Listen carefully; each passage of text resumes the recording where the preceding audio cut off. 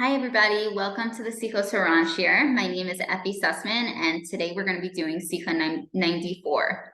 So it's a very interesting topic this week. It's actually going to be about fighting and arguments. I'm sure none of you listeners ever, deal with that, but I think it's a worthy topic. And so did Rebbe Nachman. Okay, so Sikha 94, we're going to jump right in. Okay. When there is peace in a city, it is because there is no one there with intelligence. We are taught if there is no knowledge, how can there be distinction from Yerushalmi brachos? When a city possesses a truly intelligent person, then there is distinction and division. There are some who follow this person and others who opposes him, and others who oppose him. Okay, so sounds like to me that Rebbe Nachman's saying in this piece that in order when there's peace, when there's no fighting, it's because nobody has any intelligence and nobody's smart. And like once people get wisdom, once people get intellect, then people start to fight, like I think this and you should do it my way. And I think that you should do it this way. I feel like, in Baruch Hashem and Eretz Yisrael, the land of the Jews, there's, like you could see that there's like definitely a lot of fighting. There's a lot of smart people who live here and everybody thinks that things should be done their way. Okay, so I wanted to bring in actually another very interesting piece. I actually really love this piece in Sikha number 77. It's Sikha number 77. It just connects to this because it also has to do with fighting, but I think that, sorry, okay, here it is. Because I think like Rebbe Nachman's telling us in this first piece, to me, it sounds like fighting is part of life. Like there's smart people, there's going to be fights. That's just the way life goes. And we're going to see like more of how I don't know about his attitude, but more of what he had to say about it. So Sikha number 77. The world is full of strife, right? Fact of life. The world's full of strife. There are wars between the great world powers. There are conflicts within different localities. There are feuds among families. There is discord between neighbors. There's friction within a household between man and wife, between parents and children, right? So like Rebbe Nachman's giving us, he's going from global, like world wars to personal. Even in your own home, there's fighting. And Rebbe Nachman says, life is short. People die every day. The day that has passed will never return, and death comes closer every day. But people still fight and never once remember their goal in life. So he's kind of saying here, fighting is normal, like it's part of life. That's how the world goes. But at the same time, like it's a big distraction from what we're meant to do here. It's a big distraction from our goals in life. All strife is identical. The friction within a family is a counterpart of the wars between nations. Each person in a household is the counterpart of a world's power, and their quarrels are the wars between those powers. So there's some parallel here that's happening. Like there's fighting in the world and there's fighting in your home. It's all within us. The traits of each nation are also reflected in these individuals. Some nations are known for anger, others for bloodthirstiness. Each one has its particular traits. The counterparts of these traits are found in each household, right? So you'll have your bloodthirsty kid. You'll have your, angry person. You'll have your, right? Like whatever is happening in the world, whatever is happening with the nations could also be found in your home. You may wish to live in peace, right? You might be like, this is enough, You have no desire for strife. Still, you are forced into dispute and conflict. Nations are the same. A nation may desire peace and make many concessions to achieve it, but no matter how much it tries to remain neutral, it can still be caught up in war. Two opposing sides can demand its allegiance until it is drawn into war against its wills. The same is true in a household. Man is a miniature world from Zohar. His essence contains the world and everything in it. A man and his family contain the nations of the world, including all their battles. Very interesting, right? So man and his family contain all the nations of the world, including all their fights. Okay, so you might think, I don't want to deal with dispute. I don't want to deal with arguments. So Rebbe Nachman says, a man living in you might think like, I want to live by myself, And Rebbe Nachman tells us, he's telling us in this next paragraph, A man living in isolation can become insane. So that's not the answer. Don't live alone, you'll become insane. Within him are all the warring nations. His personality at a particular time is that of the victorious nation. Each time a different nation is victorious, he must change since he plays the roles of all the nations. This can drive him insane, for he's alone and cannot express the war within him.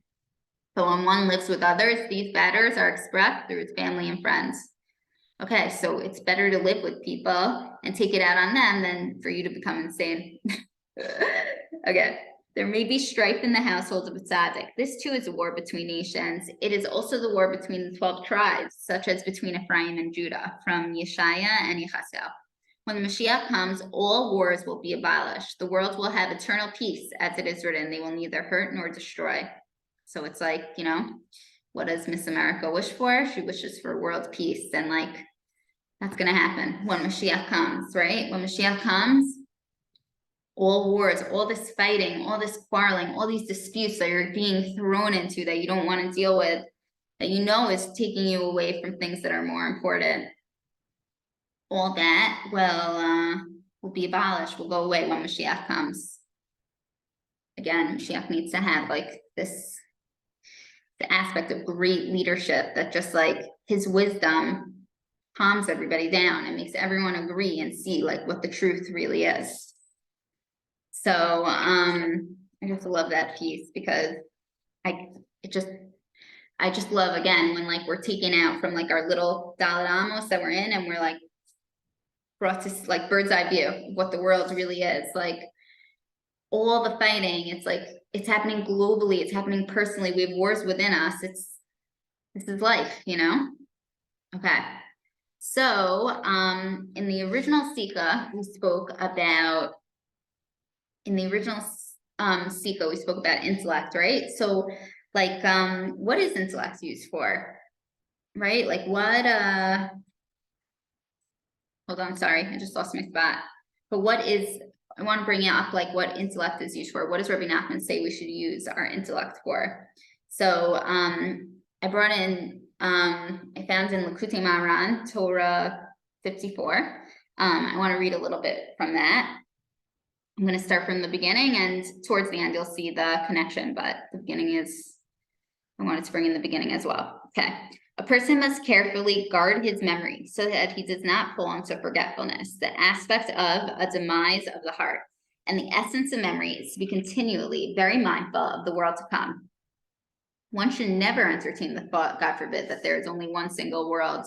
Through this, that he attaches his thought to the world to come, the unification of Yud Kei Vav Kei is achieved. So Rebbe Nachman tells us that why is memory so important? So that way we remember the world to come. When we remember that we're not just living in this world, there's another world. This is short. We're really looking forward to our eternal world after this world. So you know, for people who just think like, you know, this is it here and now, it's pretty depressing. I mean, it's pretty ugly out there, as we spoke about. The world's full of strife, right? From Sikos around 77. So Rebbe Nachman's telling us there's a whole world. There's a whole nother world that we need to remember at all times. Okay. This aspect of always being mindful of the world to come, i.e., affixing one's thoughts on the world to come, applies in the general and in the particular. In the general, this is how a God-fearing person ought to act. Right when he gets up in the morning, before beginning anything at all, he should immediately remind himself of the world to come. Afterwards, he should do this in the particular. This entire world is enclosing in lower levels of holiness, the aspect of the feet of holiness, as it is written in Yeshaya, and earth is my footstool. Even though from the upper worlds of holiness, there is likewise a manifestation in this world. However, in this world, the manifestation is not enclosed in the essence, but is only the radiance that shines in the aspect of the feet. So this world is like the footstool.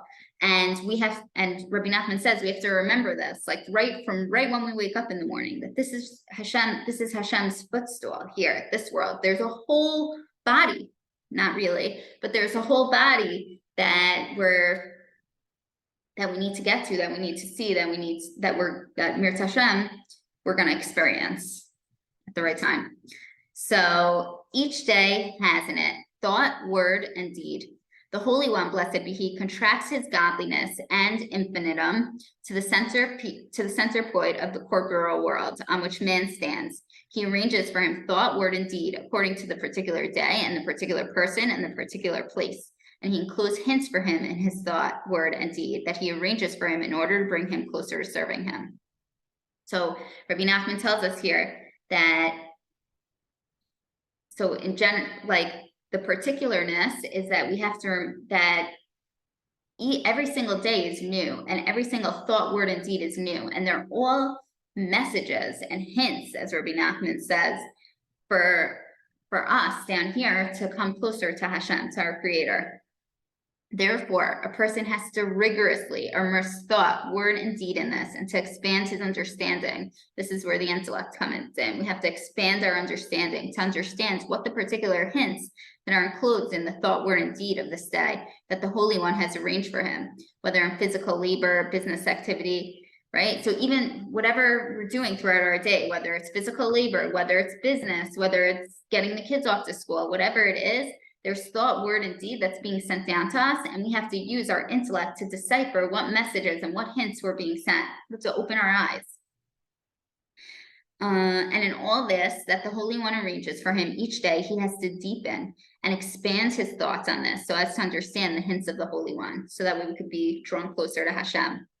Nevertheless, Rebbe Nachman gives a warning, expansion of the intellect in this must be with measure, so that it does not go beyond the limit of holiness. He should expand his thought on this only commensurate with the capacity of his intellect. Likewise, he must not look into this beyond his level, because in that which is hidden from you, do not inquire, from Chagiga. So Rebbe Nachman says, use your intellect to decipher all these messages and hints, but don't like take it to an extreme. Don't go beyond your intellect and like try to explain everything you see and convince yourself that this is what's happening. You know, sometimes like people come to you and they're like, so this happened to me today and it was so meaningful. And like, you know, sometimes you look at them and you're like, where are you getting this from? Like what, like, you know, be in reality. So Rebbe Nachman saying, be in reality. Do this, realize Hashem is sending you words, deeds, actions every day, but take it on with intellect and be on your level about it and like try to decipher the messages through that. Okay, so I wanted to bring in one last piece from Likutei Moharan 122, and it talks about how you should be in an argument. So I thought it connected and it was a worthwhile piece to do right now. So again, Likutei Moharan, Torah number 122. Okay, the Gam Netzach Yisrael, also the victor of Israel, does not lie, from Shmuel. It is known that the attribute of victory cannot countenance the truth. For even if a person clearly recognizes something as true, he will reject it because of his desire to always achieve victory. This is very clear, right? Like sometimes it's hard for us to admit that we're wrong, even though we know we're wrong. We just want to win. So Rebbe Nachman is saying that this is not the way to be. However, the attribute of the Holy One who teaches us what Hashem does cannot be likened to the attribute of flesh and blood. This is because even in victory, the Holy One is true and does not lie, heaven forbid. This is the meaning of also the victor of Israel does not lie. So thank God, obviously Hashem doesn't fall into this category, right? Everything he does is always truth. But I think we could learn from here how we have to act in an argument. Sometimes it's hard, like, you know, sometimes our natural defenses go up. And when we're being attacked, and it's hard to see, like, you know what? There's actually truth in what you're saying. I have been closed-minded to this certain thing, and like I haven't been sensitive to you. And it's hard to see that because you want to be right and you feel defensive. But Rebbe Nachman's teaching us here, like, go with the truth. Like when a person is bringing a complaint against you, try to really understand, seek to understand. Just think, you know, definitely words of advice. Like if we could listen to people with a sense of vulnerability, I think that a lot of the strife and a lot of the fighting and the arguments would recede.